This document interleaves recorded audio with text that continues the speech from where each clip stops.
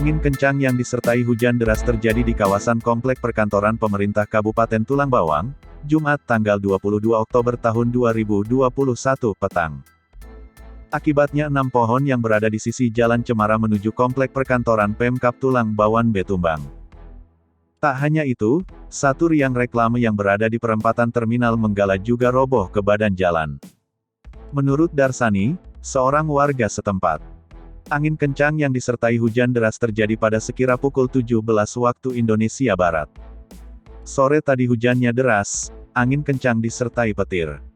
Selepas hujan, orang-orang ribut katanya pohon tumbang dan baliho depan terminal roboh, terang Darsani.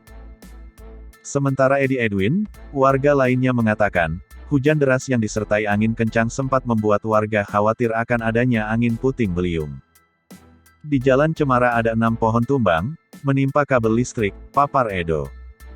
Memasuki akhir tahun, terjadi pancaroba menjelang memasuki musim penghujan. Kondisi cuaca kerap tak menentu, di mana hujan deras yang disertai angin kencang dapat sewaktu-waktu terjadi.